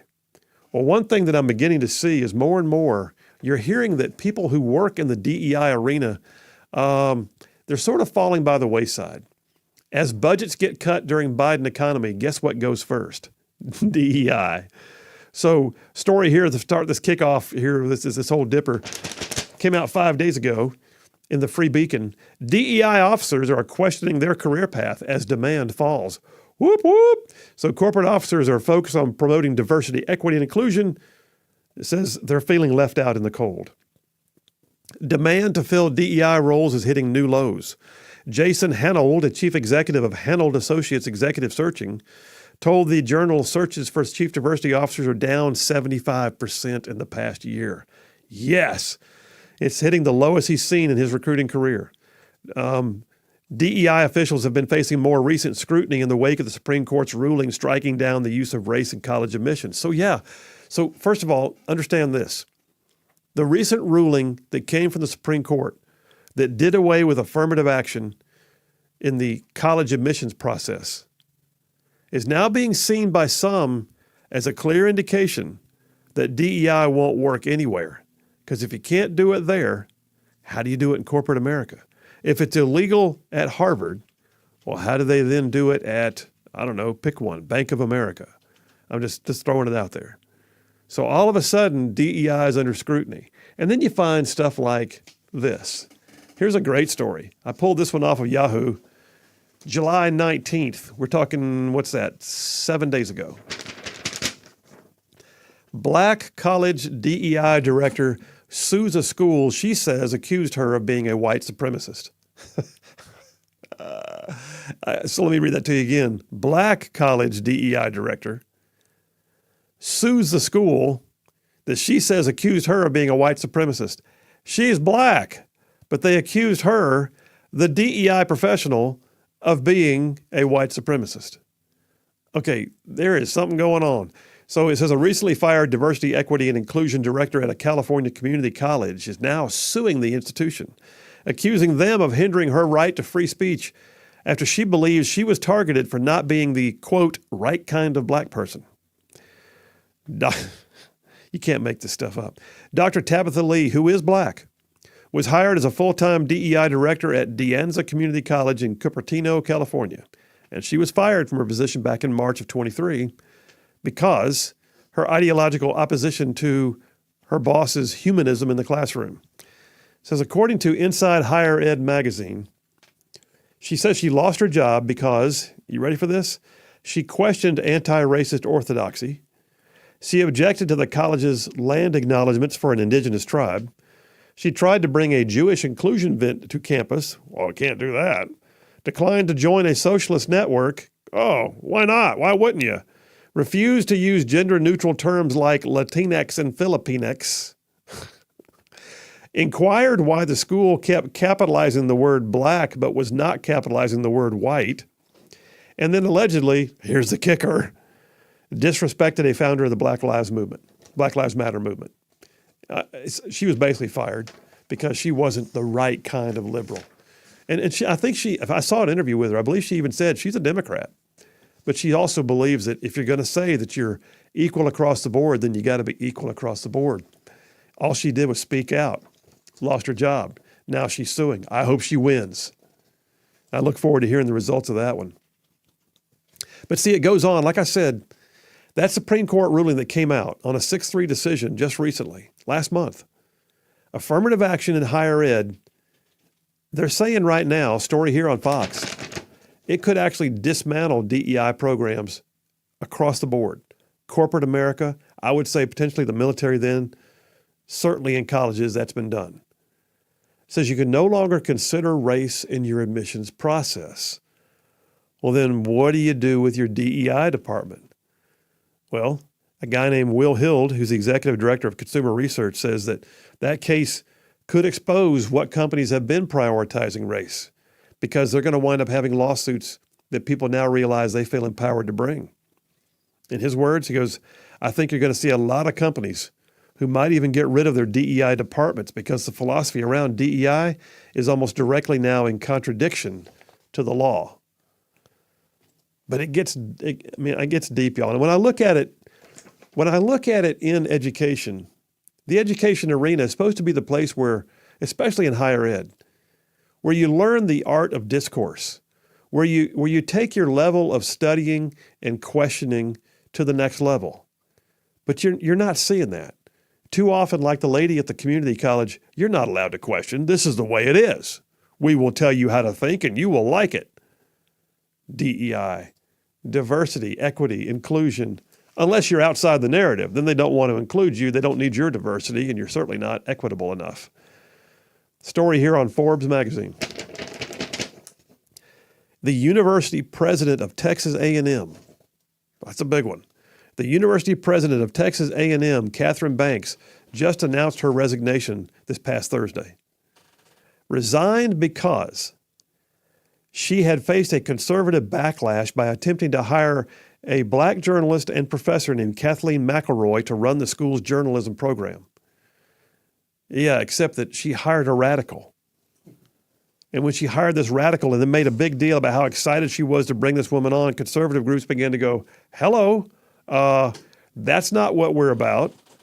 Catherine Banks, the former president of Texas A&M, cited the controversy that ensued after her attempt to hire McElroy, a former New York Times editor, saw intense conservative backlash. In June, they held a huge, extravagant ceremony to announce they were hiring McElroy to revive the Texas A&M journalism program. Ooh, boy. Except that when conservatives looked into it, they found that McElroy, the new hire, much of her work centers around race in the media, particularly how to promote diversity, equity, and inclusion in the newsrooms. What does that tell you? Slanted, biased news. That is not how you teach journalism. We also have, by the way, at the same time, a brand new Texas law going into effect in January that bans diversity, equity, and inclusion initiatives in public universities. So what did the school do? Well, the school came back and went, so we're not really going to do it that way. So here's what's going to happen. We're not offering you a a tenure-tracked offer anymore, Ms. McElroy. It'll be a one-year position. We'll see how it goes. No tenure. She said, no, thank you. And the university president resigned. Wow. Wow. By the way, good on you, Texas A&M, for taking hold of the situation and realizing you were headed down a path that no longer matched reality. And that Texas A&M president, she didn't deserve to be president. If she couldn't read the tea leaves enough to recognize she had put the university in an awful position by foisting DEI on them, claiming she was going to teach kids how to be impartial journalists by hiring a radical, in the face of, oh, by the way, a month ago, they just had a decision by the Supreme Court. And Texas also had a new state law. All said and done, yeah, that one fell apart quick. Last one for the break. New York Post, a Stanford DEI dean who confronted Trump-appointed judge resigns. Do you remember this? So when was it? Like about 6 months ago, a federal district court judge went to give a speech at Stanford Law School. Well, how dare he do that? And all of a sudden, a wave of liberal kids showed up protesting and loudly shouting him down, using profanity, claiming that because how dare he have a conservative view of the law? He's a member of the Federalist Society. Oh, no. An associate dean was there. Her name was Tyrion Steinbach. Tyrion Steinbach, by the way, is the associate dean for diversity, equity, and inclusion. At least she was. Associate Dean Steinbach tried to tell the kids, hey, we got to give him a chance to speak, even though, and then she proceeded to dress him down in front of them. What she did was she threw fuel on the fire. She didn't just get in there and say, hey, we're not going to have that. We will allow, because I'm for diversity. That means I want diverse thought. I'm for equity. That means I want the opportunity for everyone to have an equal say. I'm for inclusion. That means his opinion should matter too. No, she didn't do that. She told him that even though his statements were no longer welcome, that they were abhorrent, and that he literally denies the humanity of people, that she would go ahead and allow him to speak. Really? Associate Dean. She was immediately put on leave. She recently resigned because I think she saw the handwriting on the wall with the new ruling from the Supreme Court. All right, we'll take a break right now. We'll come back and I'll read some of these messages that I've got sitting over here on the text line that is just like filled up. I didn't even get to about half of my DEI stuff, but you watch it. I'm telling you, the funny thing is, liberals, it's bouncing back on them. DEI is falling apart, and I say it can't happen soon enough. Phil Williams, Rightside Radio. We will be right back.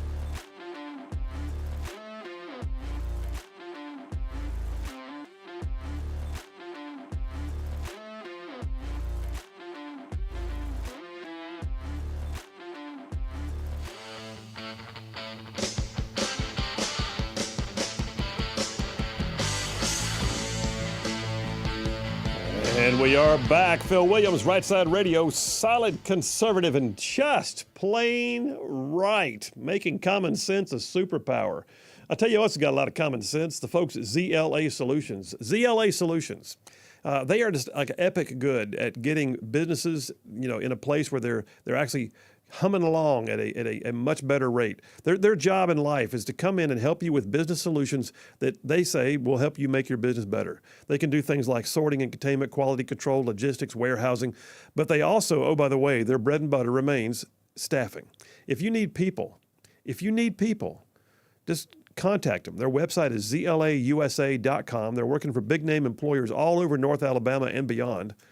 But ZLA Solutions, they can do the recruiting, the background checks, the drug testing. I always say it's blue collar, white collar, no collar. It don't matter.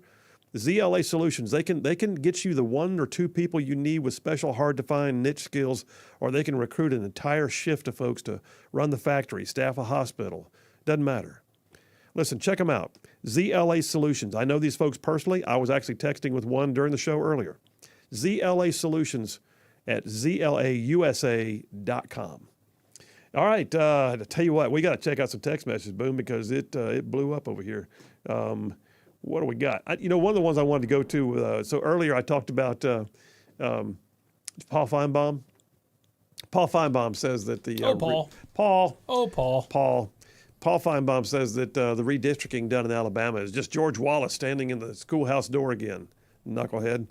Moon Pie from Madison texted in, said, Senator, I disagree with you about Paul Feinbaum. He doesn't need to stick to sports. He should join a sect of monks who take a vow of silence. Nicely done. What else we got in here? Jump in if you want to, Boom. Teresa from Town Creek says, right now America feels like Andy's out of town and Barney's in charge. Well played. Bob from Arab says, Colonel Bob from Arab says if justice would have been served in the Bergdahl case, he wouldn't be alive to have his case overturned on appeal today. The man was a deserter who caused his fellow service members their lives. He deserved a firing squad. There's a lot of sentiment on that. Yeah, in case you didn't hear, Bo Bergdahl, who deserted in Afghanistan, was captured then by the Taliban, held prisoner for a while. Obama wound up trading some pretty serious bad guys to get him back. Turns out he was a deserter. And we may have just seen his conviction overturned on technicalities, and that I find that to be just a travesty of injustice. What else? Bruce from Hazel Green texted in. You got something? We about to say? Go on. I heard a Okay. I'm just reading some of them. All right. Bruce from Hazel Green says, as an Air Force officer, our military leaders have lost their friggin' minds. I hear it, man. Thanks for your service, by the way. Ryan from Huntsville.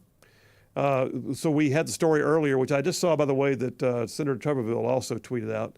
But Ryan from Huntsville is talking about the fact that one of the Gold Star families that lost one of the 13 service members at the Abbey Gate in Afghanistan during that debacle pullout, they had to pay $60,000 to fly her casket to D.C. to be buried at Arlington. $60,000 out of pocket. Luckily, a 501c3 stepped in to pay for it. I don't know who. But anyway, Ryan from Huntsville just texted in and says they ought to pay that family $600,000 for the incompetent. He has a pretty insulting way of saying things about the president in the White House that caused her untimely death. For the pain and suffering in that she died, so turds like them can sit on their hands while everyone else fights for them. Anyway. Allie from Athens. Yeah.